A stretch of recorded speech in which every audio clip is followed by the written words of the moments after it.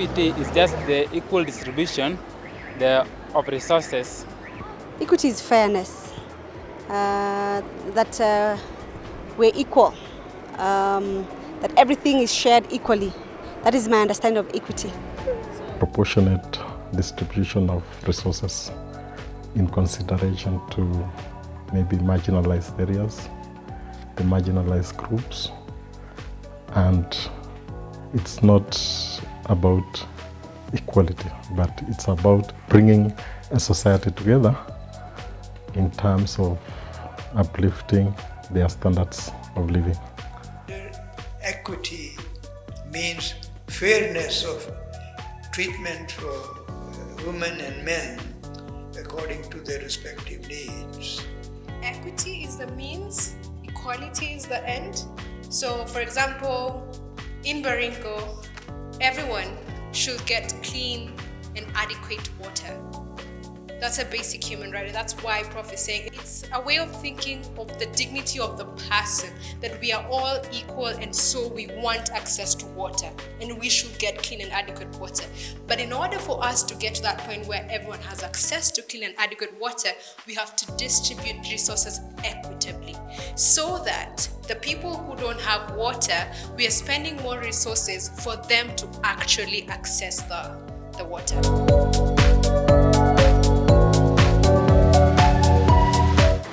Hapana, sioni hivyo juu saa malikaa geto geto watu wanaumia sana. Unapata mageto mao mpaka saa hii choo ni shida.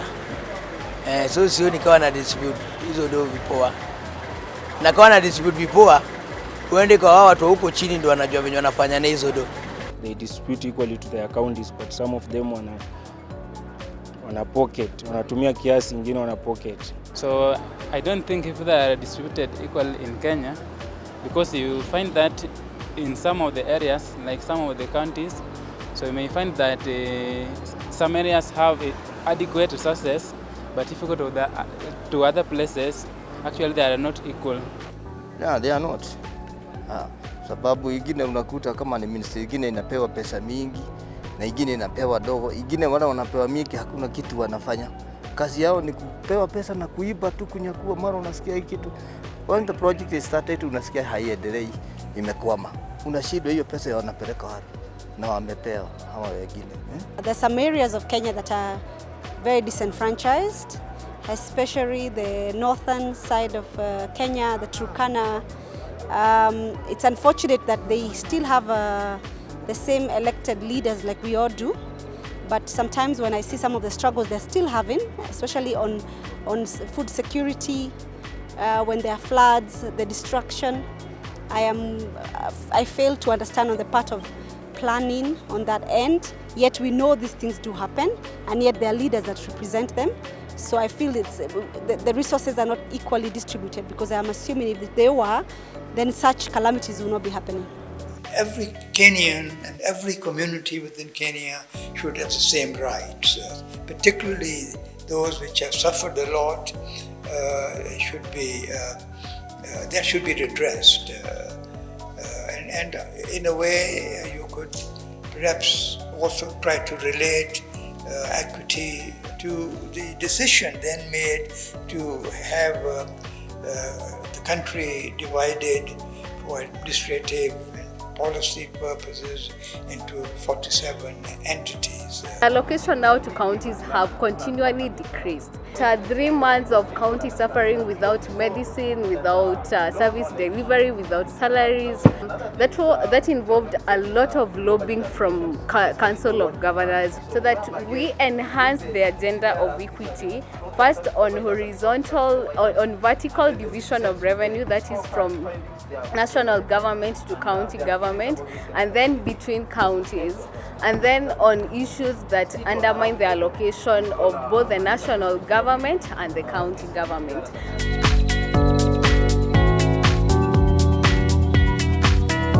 If the people that we have mandated to represent us in the right bodies, parliamentary, senate, the governor, and the whole idea of devolving the government was to try and distribute the wealth equally, if the leaders are doing what is expected of them, then they would be able to negotiate with the national government for proper allocation of resources to their areas. By ensuring that each and every particular field or area have the same resources. I think what we have to do is to make sure that there is fairness all round, fairness in different aspects of our life, and not worry too much whether it's equity or equality. Evidence is key, and how often we are constantly thinking of how we are creating that evidence will mean that we get closer to dealing with inequalities at the point where they are. Transparency and equity conversations are very important. If we are all as a country are to move in the same direction in terms of understanding what inequalities we are dealing with, in terms of understanding the decisions we need to make so that we can deal with those inequalities, that has to be done in an open space. Number 3, equity in participation. Public participation is not something new in Kenya, we keep saying this. So what is different after we passed the new constitution and we now have counties? How differently are we doing public participation, and especially in thinking about who is still not in the conversation?